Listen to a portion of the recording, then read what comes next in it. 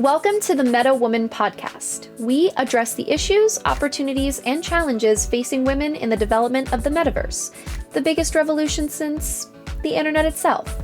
Every week, we bring you conversations with top female talent and business executives operating in the gaming and crypto industries. Here's your host, Lindsay the Boss Poss. The Meta Woman podcast starts now. Hello, and welcome to the Meta Woman podcast, part of the Holodeck Media Podcast Network. I'm your host, Lindsay the Boss Poss, and from struggle to success, we're covering it all. For all of our returning listeners, thank you so much for listening, for sending me comments. I'd love reading those, for supporting the show. It's been so wonderful to have feedback from you all, and to all of the new listeners out there, welcome. I hope you enjoy this as much as the feedback I've been getting, that's for sure. My guest today is someone that I've been fortunate to meet through both on and offline connections, which has been so great. We have some really wonderful mutual friends. I'm just delighted to be working with this woman, and I'm so excited to introduce Angela Dalton, CEO and founder of Signum Growth Capital. Angela is a rock star in the world of crypto and gaming.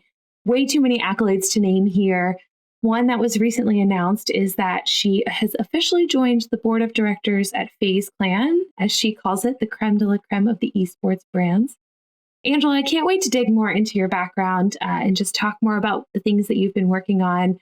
But just to start, could you give kind of an overview of who you are, what you do, the high points of your career, and all of that good stuff? Sure. Thank you so much for having me, Lindsay. This is really exciting. After listening to a few of your shows so far, or several of them, and I'd say that my career started in the traditional finance world. So, and I was always in technology. So, in a traditional investment bank as a technology specialist, touched both investment banking, equity research, sales and trading, and again, always as kind of the in the trenches expert on the tech space. And in 2003, so I started going to E3's the video game show in 2000, I think 1 or 2. And it was either 2003 or 2004 when the Wii came out. And I was a great time for me. Yeah. blown away. I couldn't leave that little demo booth. And I just played and played and played. I was playing tennis. I was, doing the dance apps. I mean, I was just having so much fun. And it was around that time that I started thinking, I'm kind of in this world of traditional media, and also in this world where at big investment banks where people, media was a huge sector, and everyone wanted to really flock to cover these media companies in an in-depth way, and mostly old media companies, legacy media companies. Right. And to be honest, I kind of thought, wow, gaming is so much more interesting. And also, by the way, nobody's going there, so I don't have to fight for it. And so over the years, I really dug into this concept that, TV advertising, what is going on here? Like there are still today $160 billion of TV advertising a year. And I always say that there's this window called the TV screen, and there are $160 billion being thrown through that screen to empty living rooms. And it's amazing that continues to happen even today. If you look at Gartner and other industry groups, they project that spending level will remain the same. And so, for years, even though, really getting into gaming, I knew this gamer mentality, which was anti-advertising, and I agree with it wholeheartedly. I was always kind of fascinated with what could actually get to real engagement. So that's one big thing that always drove me. Two is that even though I did all of tech, media, telecom most of my career, I've always gravitated to the most cutting edge tech, which brought me into Bitcoin, brought me into esports. I was the first kind of, Southside Wall Street type who covered esports as an analyst and did kind of the big deep dive primer, which was before Overwatch launched. And then got into Bitcoin, got into, just various technologies to try to figure them out. So that's really kind of what drove me. And then what, you know, we went to, I left to go to Evercore Partners as a co-founder of the equities business, and managing the tech media telecom sector. And was allowed to have, that was the first moment where I was allowed to kind of stop running as fast as I could and really like think me and my partners and we all thought about like, bringing in 87 people. We were running fast, but it was really much more stand back and think strategically about, the business, et cetera. And so we ended up building that business, which was great. There was an exit moment, which took me to Guggenheim. Guggenheim allowed me to really just lean into my passions, which is emerging tech. And then I met the gentleman who finalized the ERC 721 standard for NFTs. Wow. And that was about a year after I listened to Tim Sweeney's presentation on the metaverse. And the two of those together resulted in a major epiphany, which was NFTs had the ability or the potential to solve a problem that had existed in gaming for decades. Meaning, people buy, sell, and trade assets in game for a very long time. Excuse me, and they had not. There wasn't really a way to do that in a way that the publisher sanctioned way. And that, so I thought, wow, NFTs could be that window that instead of the TV screen, there could be a new window that brands could look through and actually find real engagement on the other side, and provide creators a way to actually own their creations and to take more of the a higher percentage of the value that they created. So I left to start Signum Growth Capital, and that's all we do. We focus on this intersection of crypto, gaming, culture. I call it crypto meets culture. So anything mass market meets crypto. Okay, well, there's a billion things to pull on there, but I want to give a brief shout out to E3 because I love that was, that used to be such a center for gaming. So it's kind of cool. Gaming industry is a little bit strange to me in the fact that conferences are so important. I have not worked in another industry where I thought conferences were such a good place to meet, gather, and talk about ideas. And then you should come to a crypto conference, Lindsay. I am positive it's very so. As someone who has been to gaming conferences that delve into crypto, I mean, the Twitter communities alone for crypto are like out of this world. I can't even imagine the real life. And then the second little shout out I wanted to give is that did you see the news about Wii Sports coming to Switch? Because I have heard nothing but good things about it, and that it's even more realistic and even more fun, and you can do 2v2 in your own living room and all kinds of stuff. I love it. So be on the lookout for that. Yeah. I'm actually really looking forward to potentially demoing it or getting it soon here. I'm also a big Wii Sports fan. But I want to go back a little bit because you starting in investment banking and working in the investment world for a whole portion of your career. And I know that you said you always kind of were in the emerging technology business, and you definitely walked through kind of the things that you're into now. But what has been the thing that's kept you on emerging technology for so long? What excites you about all the change and the growth that you've been seeing in the emerging tech, starting, at E3 in 2001, all the way up into Tim Sweeney in the metaverse and now into Signum Growth? Honestly, curiosity probably, and I'm passionate about figuring out behavior change. I know that sounds a little weird, but it's and I didn't really realize I was passionate about it, but until I started seeing really my kids. I have kids. I have little brothers that are 15-ish years younger than me. I've got kids that range from 20 to 10, believe it or not. So we've got a lot of generations going on around me, and I've always loved, I've always loved to just watch behavior change and try to figure out what it means for culture shifts. And, my son, when he was 11, most people who know me know the story, came to me and told me he was going to start mining Bitcoin. And it was the biggest kind of argument that we had had to date. That is a bold statement from an 11-year-old. Yeah. We're not going to do that. I don't know anything about that yet. And anyway, we negotiated, and he instead built a Minecraft server. He ran as a Minecraft server, and that was when Minecraft had just come out. So this is like, maybe it had recently come out. This is like 2012. And so that got my attention. I started watching him play Minecraft and thinking, this is not what I've seen before.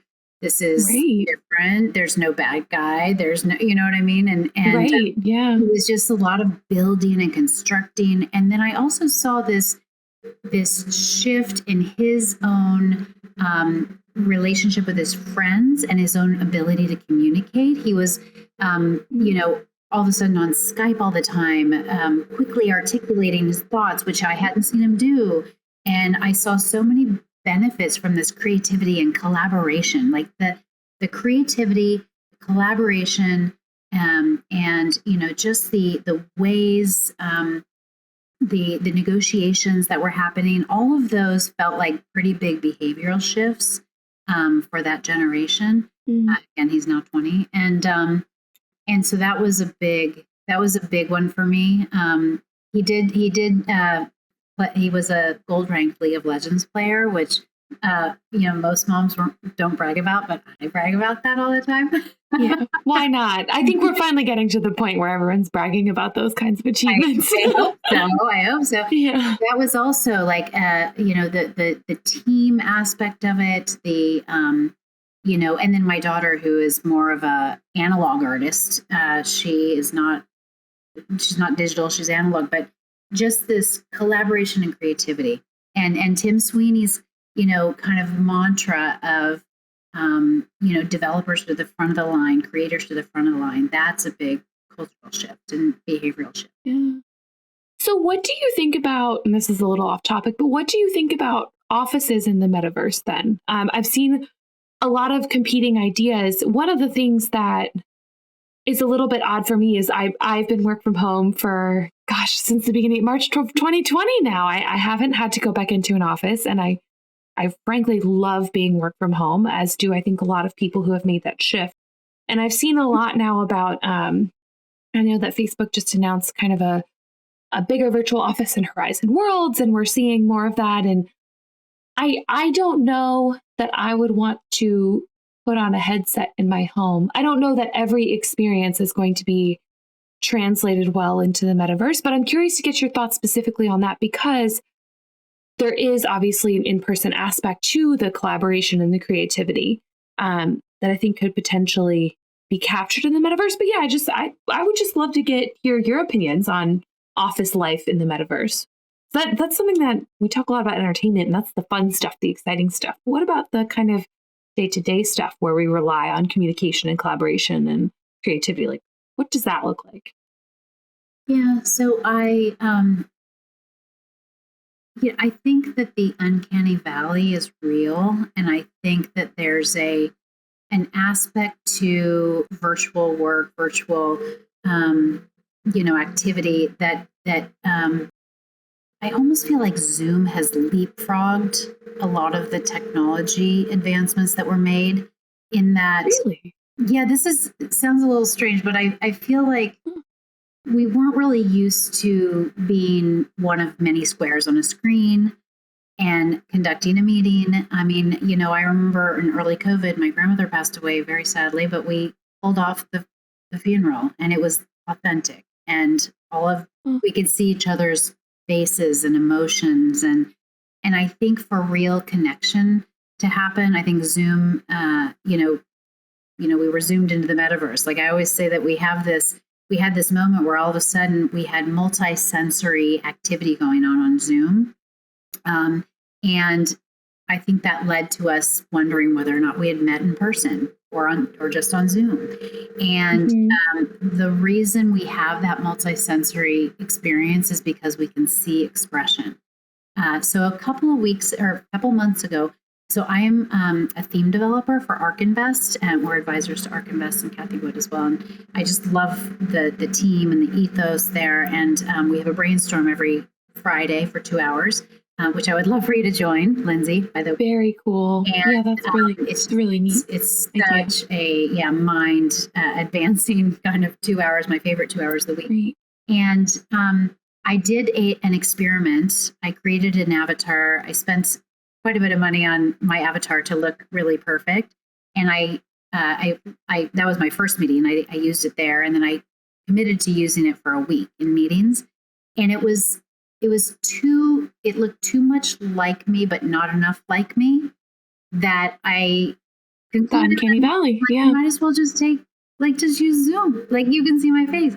You know, I couldn't laugh with my real smile. I couldn't, there were too many things that I couldn't do. And then there was another weird thing, which was that when other people were talking, my mouth was moving. That's just a tech glitch. But I just think that, in a lot of, metaverse spaces, without the ability to see real expression, I have a hard time seeing the real work environment moving in that direction. I mean, we have seen a few of those spaces. Datum is one, Eric Pollier's company. I think, and I think it's interesting. VTube has been the popular one for trying to capture expression, but I think you're right. There is, at what point is it just easier to just use your human self on a screen versus entering an entire world? Also, this is an aside, but I can't fully imagine the physical side effects of wearing a VR goggles and having to adjust in and out of different worlds for multiple hours at a time per day. I think that would be a little difficult, and I don't know that we've necessarily explored the physical challenges of working in the metaverse. As I'm sure there's plenty of research happening at the companies that believe in this, but I am very curious and very excited to kind of think about that, even just the strain on your eyes and what that's like. So there's a long way to go, but I find the Zoom perspective that you gave extremely interesting. So thank you for sharing that. And going back to what we're talking about, there is so much growth in this space. I mean, we started off with office space and kind of skipped over even the more fun parts of it, you could say. But I want to actually hear from you about what that growth means for people who put money into it. Why did you decide to build a firm around emerging tech? And what is the draw of the metaverse for someone who's examining it from an investment angle? There's so much out there. How do you decide this is what I think is going to work, this isn't?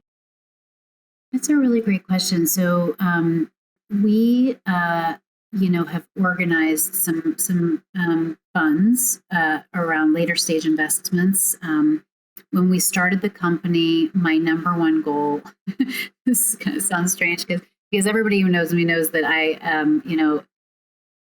say it all the time, Epic Games and Tim Sweeney are kind of my North Star in terms of the business model. And so we wanted to be investors in Epic. So we wanted to be investors in Discord. We wanted to, because we think that, those two companies, and there are others, are really going to be platforms for the metaverse. Not right now, there's this understanding of Epic Games, which people know about Unreal Engine, but most people think of Fortnite. I don't even think we're going to think about Fortnite as the first, well, Fortnite will obviously clearly exist, but like the first word that comes to mind won't be Fortnite. It might be the description of the backdrop, which is like a playground where we have, or a work environment, or a movie theater, or, a lot of different things. Right. And so I think from an investment perspective, that opens an enormous opportunity. So if I think about Epic Games as an example of a metaverse backdrop, and I think about Discord as an example of a communications platform for the metaverse, it's almost like the homepage, the old school homepage when people used to have their www.metawomanpodcast.com page. Now that has moved to these metaverse spaces, and instead of just looking at a website, we can actually almost be in the quote store with the other people who care about that store mingling, and the cash register happens to be there. So from an investment perspective, it's extraordinarily exciting because these economies that are building up are being shifted from offline worlds.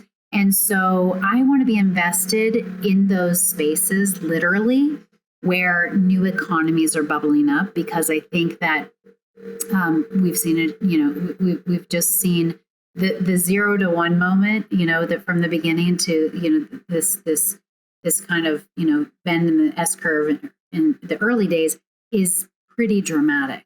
And so what we are excited about and what we're digging into are really early stage metaverse tools companies and software companies, and content creators that are doing things in a different way.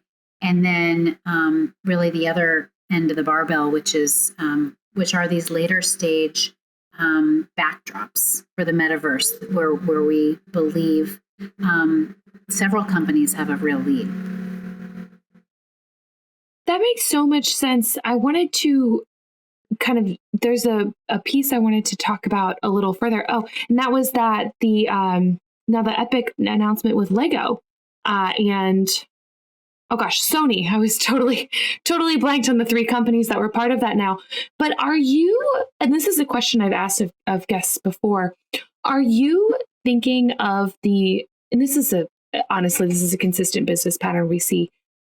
What I think is most likely to happen is a pattern that's happened in tech all along, right? Where you start with a bunch of different companies, and then eventually a few companies emerge as kind of the dominant leaders in the space. And then those companies begin acquiring the smaller companies and create kind of larger conglomerates. In this matter, it was easy to imagine with social media. I mean, that's exactly what happened, right? We have a bunch of large platforms who have then not necessarily bought up all the smaller platforms, and really don't want to get into an antitrust debate, but by and large, innovation kind of follows these patterns of, you have a ton of players, and then those players get whittled down into the players that are really successful, and then the really successful players start to spur on the cycle of innovation by buying up the smaller players. That's a pattern we've seen time and time again. Are you thinking that with metaverse style experiences, the same pattern is going to be followed? And do you see a future where we are engaging with multiple platforms, multiple companies, or do you think that there is going to be, and this has been widely debated, but that one metaverse that we all log into, the Ready Player One future of we all put on a certain headset or a piece of hardware and we're all in there together at the same time?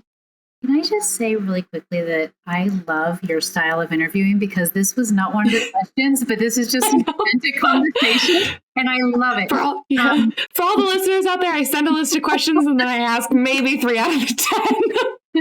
Happens every time, but yes. Not to the first one, which was my background. No, but anyway, right. I do love this question because it's actually the reverse of the old world, in that I could see the Epic Games metaverse and other metaverses like it. I don't believe there will just be one. I believe there will be many.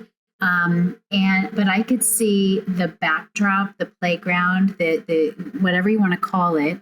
I could see that as a breeding ground of new, exciting entrepreneurial spirit, like new, exciting companies that instead of getting gobbled up, get born.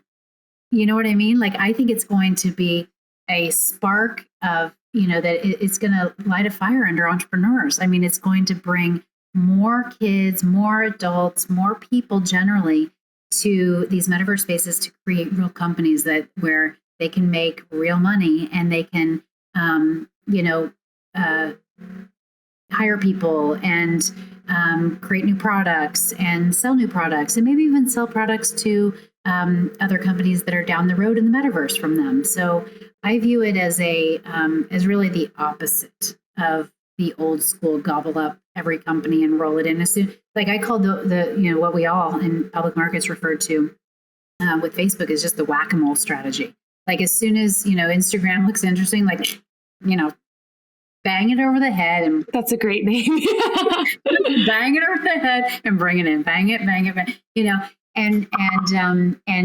I think that companies like Discord and Epic and others see really an opportunity to create a breeding ground for creativity and entrepreneurial.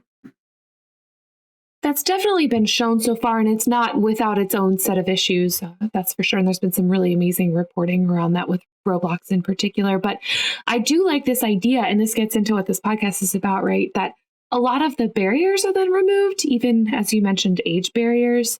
But I also think that there is a real opportunity for other barriers of gender and income and race and sexual identity that can be removed in a place where you're developing online tools via an online platform and not necessarily having to contend with some of the real world settings that we all contend with.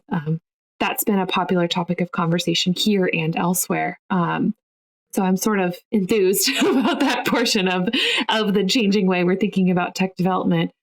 But getting back to one of the questions I actually did write down, there's so much press around all of this, and a lot of it is very negative. I think a lot of it is kind of so funny because every time I bring up the metaverse, there's always someone out there who says, it's Second Life. And it's like, well, I mean, yeah, that was a platform to enter the metaverse, and now we have new ones, and now we have different ones, and now we have different ways of engaging. So there's no problem with highlighting Second Life, but also we can think beyond Second Life. Although Cliff Rosdale did have a really incredible foresight in designing Second Life. Super cool. Yeah. I would love to give credit to Second Life. I'd also love to give credit to a lot of the other things that are happening without just bucketing it all into Second Life. Mm-hmm. And I know that there's so much potential in this space, but as an enthusiast, what do you think about some of the criticisms? What are some of the positives that you're excited about? Just how do you contend the negative with the positive and balance that all out? Mm-hmm. It is, it's really tricky in crypto right now, and in NFTs and in DAOs, decentralized autonomous organizations. In NFTs specifically, I mean, I'm obviously, crypto native, left my traditional place in 2017 to create a business around NFTs and gaming and the metaverse. And what we've actually seen has so far been mostly bad behavior. There's been some really, really exciting and creative, there have been some exciting true breakthroughs in the technology, and a lot of the really exciting things that I referred to earlier in terms of NFTs being windows into real engagement, and NFTs representing programmable or providing programmable royalties for artists. That is happening, and that's amazing. But I think that the gamer backdrop in me, or like the understanding of how gamers think and act is the anti-advertising, the skepticism around money grabs is actually valid. I think that the crypto industry has really needs to clean up its act in terms of these rug pulls and money scams, and I think that Jason Citron, the CEO of Discord, said it best when somebody challenged him as to whether or not, why weren't they moving into NFTs and Web3, and he said we see a lot of promising aspects to Web3, but we're really focusing now on fixing the scams, spams, and frauds. And I think that will naturally evolve. And here's the way I think it will naturally evolve. So right now, if two or three people decide to create a company and they decide to issue a token, and they use that money that they raise from issuing the token to build their company, and then they still control the company, they control all the actions.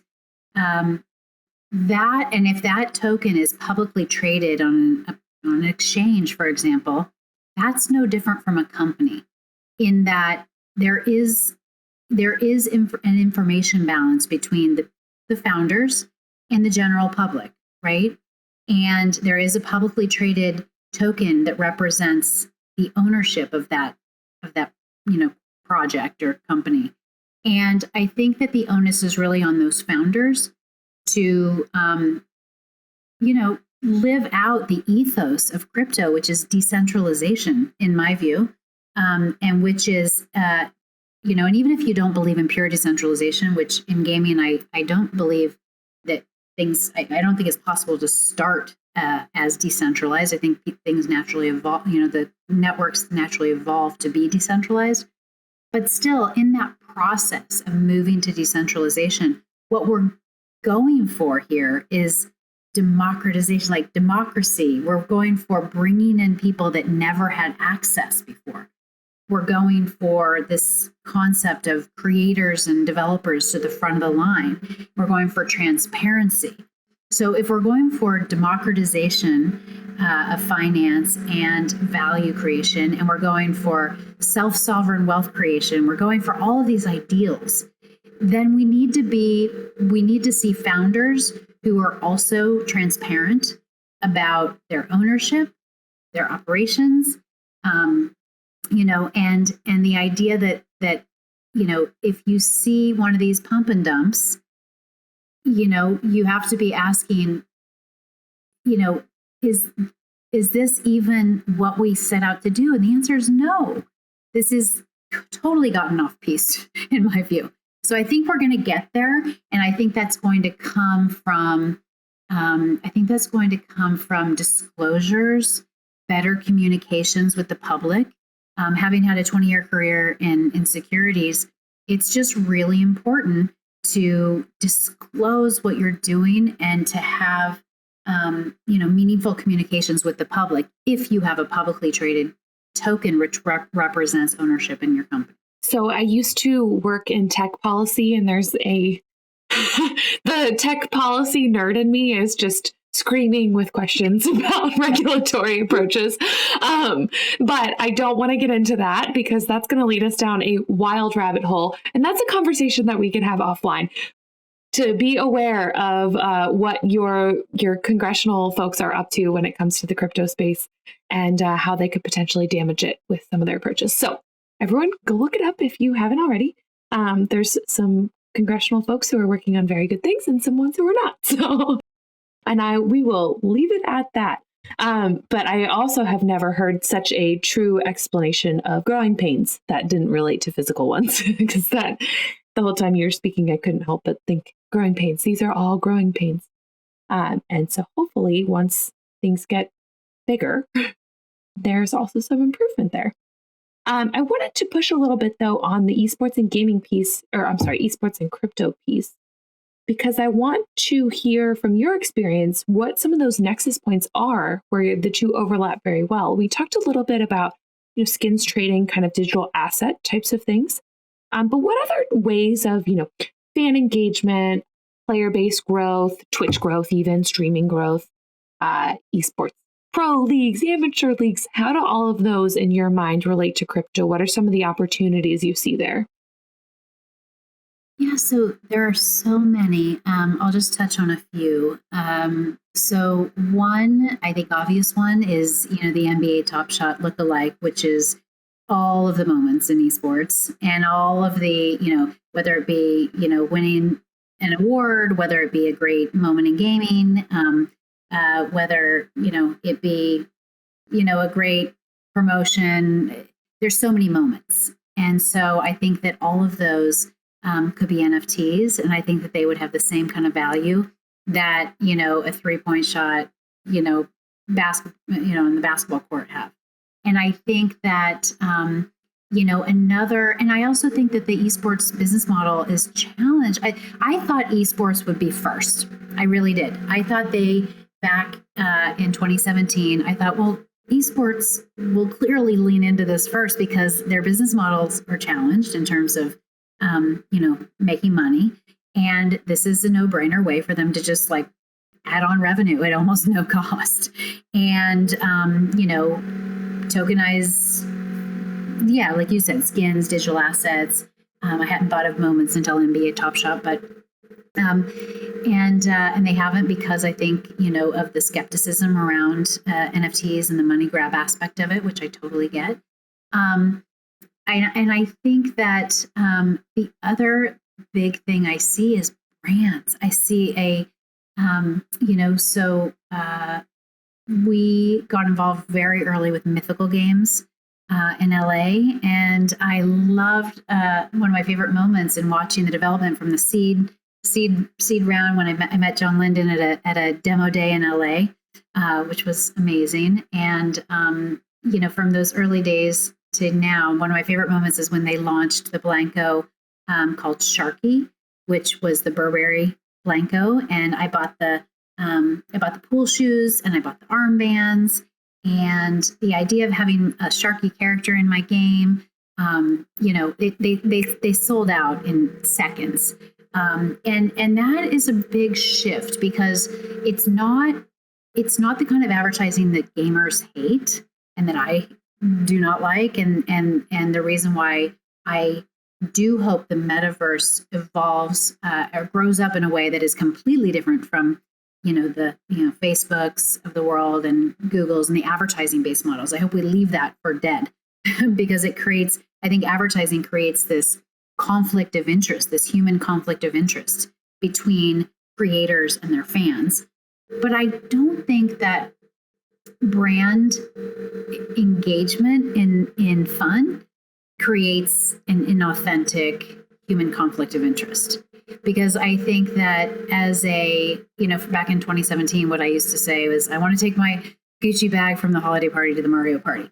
And so that concept, still exists. And associating also, pause really quick, because that is an amazing way of saying it. Gucci bag from the holiday party to the Mario party. Like, that is going to probably be the title of this episode. That's perfect. Yeah, I mean, people like to identify themselves with brands as a way of signaling who they are. And so I see just a huge, potential there. I always, one of the behavioral shift thought pieces that we wrote early on, and that I got to deliver to MIT students. I've done it now. This coming year will be my fourth year in a row, and it's about the combination of NFTs and gaming. It is this idea that, and usually half the deck back then was mythical games, because they were the only example that we had, but now we've got more examples. But the idea was, imagine back in, when I was growing up, the home that I grew up in the suburbs of Kansas City was the center of identity. It was the center of status. And the radius around that house was basically, I could get in my car, I could drive somewhere, my car identifies me and my status. I could invite people over to my house, and I could, lay at the table with fancy china. There's art on the wall. I've got my chocolate lab, like all these things kind of identify who I am. And when the first millennials graduated from college, Facebook was born. The iPhone was born, Instagram was born, these all happened, in succession. And all of a sudden, the center of gravity for status and identity is now that little rectangle in your hand. You can go to Machu Picchu and take a selfie, and all of a sudden, that's a lot more impactful than having a piece of art on the wall.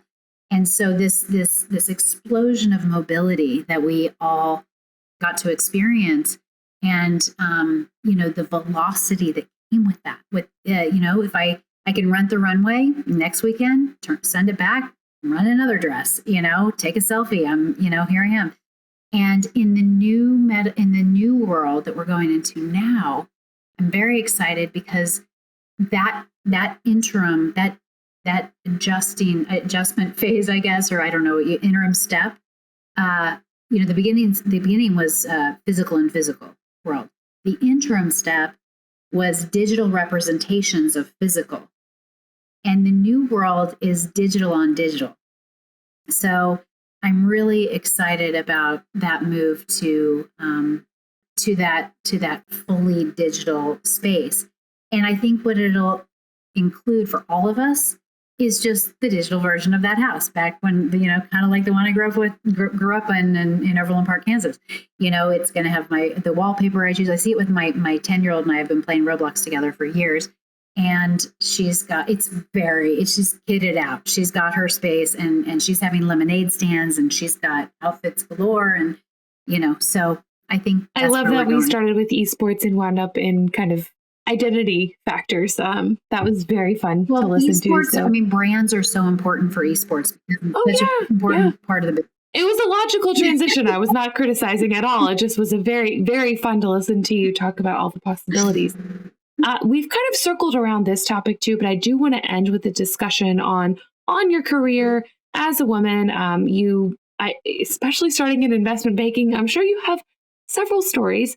And you had mentioned earlier, we don't have enough women in tech, and we're always trying to kind of get more and feed that pipeline a little bit better. But how do you think we can improve diversity in the tech industry? And are there any specific kind of action items or programs or anything of that nature that you've seen where you think, wow, it would be great if this was everywhere? So I'm going to go back to, in 2019, I was honored to ask to speak on women in leadership and financial services. There still aren't as many women as you might think, even now, in financial services and investment banking and in general finance. And in crypto, I thought there would be more. It's probably even more male dominated. Gaming, as we know, is pretty male dominated. Right. And anyway, I was inspired by Michelle Williams in 2019 when she won the Emmy Award. And her speech, she kept saying this phrase, "Believe her," is what she kept interspersing in her speech. And it was all about thanking her bosses at Fox for paying her equally. At the time, she had just been in All the Money in the World, and it was uncovered that she was paid $1,000 for reshoots, and Mark Wahlberg was paid $1.5 million. I remember that. Yeah. And so when she won the Emmy for it was for Fosse Verdon at that time, she just said, "I want to thank my bosses for treating me equally, for paying me equally, and for believing me." And that whole believing me taps into a lot with women. We have imposter syndrome. There's a lot there. And it inspired me to start thanking the mentors in my life, most of whom are men, because that's who I've been surrounded by my whole career. But I think it sets an example to give a public shout out to somebody who does do the right thing and support women and just try to encourage more of that positive behavior. So that's one thing that I try to keep at the back of my mind is to thank my mentors along the way. And I've had so many. I'm so grateful. And then the other thing is just to, pull another woman up anytime you can. If anybody calls me to ask me to speak on a panel, and if I can't do it, I always try to give 3 women as replacements, just because the more of us that get in the mix, the better it'll be. It takes time. It takes a lot of time, unfortunately, but I think just bringing each other up. One thing that, as you know, because you just joined us, which is exciting, a few years ago, I was at GamesBeat, and there was a women in, gaming breakfast, and one of the other attendees, Juja James, and I after the conference, we talked and we thought, let's create a women in gaming, that breakfast. Let's do that every couple of weeks. And so now we're on 2.5 years later. We've been meeting every 2 weeks. I think we've taken off maybe during the holidays. We took off a week, and we took off a couple of weeks during 1 week each summer. But we have been really excited to see we have women founders in gaming, execs, and investors in gaming, and we call it WIGS on Women in Gaming Zoom on Wednesdays. And our Discord is really important. We don't have any; it's all Chatham House rules. We don't have any, LinkedIn posts after. We don't have any the purpose is not marketing. The purpose is really to actually truly ask each other, how can we help? So we have asks and offers. Like, what would you like from the group? What can you offer to the group? And then each week we spotlight another woman, founder, exec, or investor, and interview her like you're interviewing me on this podcast. So, we'd love to have more, women reach out, and so that's just a couple of ideas. But I think bringing other women up and bringing other women along with you is pretty key. Yeah, that's been in the pace of progress has been a shared. I don't know if disappointment is the right word, but shared point of sadness, I suppose. Mm-hmm. Right. Consternation. Yeah. For several of the people that I've brought on, but I am happy to hear. And part of the reason why I started this particular podcast was for the same reason. I do think that positive reinforcement is really important. If shame worked as a tool of making people's behavior better, our society would probably look a lot different. And I don't think it would be in a positive way. So I am happy that there's been a wave of positive reinforcement and calling out good behaviors. I think that's really, really critical. And it offers the chance for so many different people to be role models, which is really neat. So before we get to the very last segment, I want to read a quick little summary of all the stuff we talked about, because we covered a lot in this 45 minutes. So much, so fast. We actually started off with a discussion on Zoom and leaping into metaverse-like experiences by allowing multiple sensory inputs and points, from sounds and emotions to facial expressions, etc.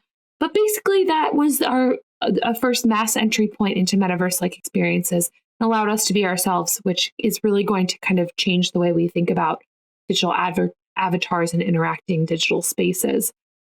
When it comes to your vast experience in investment opportunities and investment banking and all of this stuff, I like that you pointed out that Epic is your North Star. I think that's an incredibly brave stance to take. not brave in the sense of a poor choice, but brave in the sense of most people don't call out what they're exactly looking at. So I appreciate you sharing that. Economies are being shifted into online worlds, and new economies are bubbling up. And you are looking to dig into tool companies, software companies, and combined with a later stage kind of backdrop. So like you said, the two ends of the barbell, the really, really new and innovative and creative portions, and then the legacy companies that have a good, strong backing and a career in innovative technology. We also talked about the pattern of metaverse development and how it's not going to be a bunch of small companies merge into a bunch of big companies who then buy up the small companies. We're getting a different kind of hamster wheel of development there. And the Epic Metaverse is kind of showing that playground is a good breeding place for the entrepreneurial spirit. New companies can get born. There's much fewer restrictions on age, gender, all the other things that might hold someone back. We also talked a lot about NFTs, other windows into engagement, and programmable royalties for artists, but how crypto needs to clean up its act because a lot of companies are spending time working on scams, spams, and frauds, a very succinct way of demonstrating some of the issues. Comes to opportunities in esports, there's an immediate opportunity that's just like NBA Top Shots with lookalikes. There's also a lot of opportunity with digital identity indicators. So brands getting into advertising, but in such a way that it does not create a conflict of interest between creators and putting out advertisements themselves. So it allows for brand engagement and brand identity on the user end, which is really special. And then we ended with a short discussion on how being in an environment where you're believed is so important. And it's also important to thank your positive role models, bring other women up, and offer support to anyone who might need it. So with all of that in mind and our wide-ranging discussion there, I like to end every podcast with a moment of reflection, just a chance for you to look back on your career. And I will ask you, what is one thing you would like to tell your younger self about getting into the gaming / crypto / emerging technology industry and being successful? Well, I would tell my younger self, it's funny because I hadn't read this question, but I'm going to think about it right now. I think that, I have gotten more I've become more of a risk taker as I've gotten older. Usually people become more risk averse. I've become more risk seeking. I think one of the, best things that I did was actually go work or when we started the company, worked for the Web3 Foundation on the launch of Polkadot. We didn't get into that, but that was very early days in a brand new crypto network. I knew a lot about Bitcoin, but I was just learning about crypto. And it was a risk. I had a really strong gut that the ethos of Gavin Wood and the other, people who created Polkadot was the right ethos for crypto. And I'm really glad that I did that. I did it without a lot of information. I did as much research as I could very quickly, and then I went on my gut. And I wish that I would have done that more when I was younger. When I was younger, I was typically the only woman in the room, and I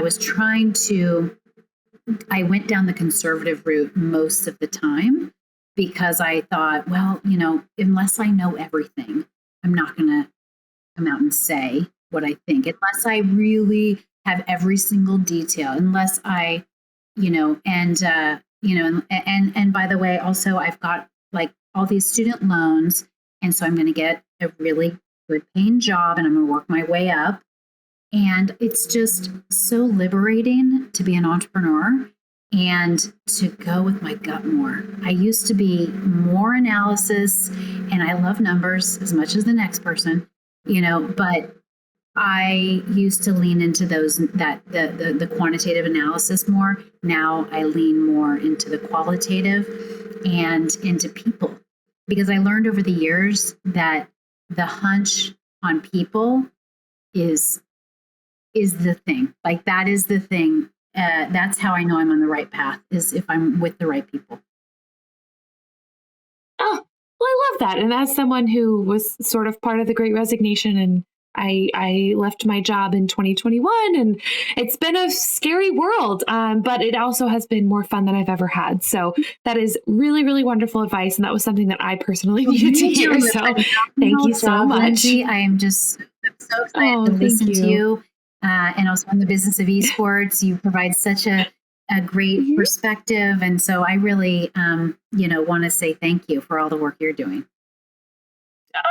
Well, thank you. Yeah, I really appreciate that. This has been a phenomenal project to work on, and I'm just so grateful for all the support. Angela, thank you so much for coming on. Where can people find you, follow you, keep up with Signum, all of that good stuff? So signumgc.com is our website. And then we write a blog called Bits of Signum on Substack. And so anyone can subscribe. And, we have a Discord, but we're going to get to the next phase of our business where we invite everybody on to talk and brainstorm. And so we'll let you know more about that when we have it. Yay! That's so much fun.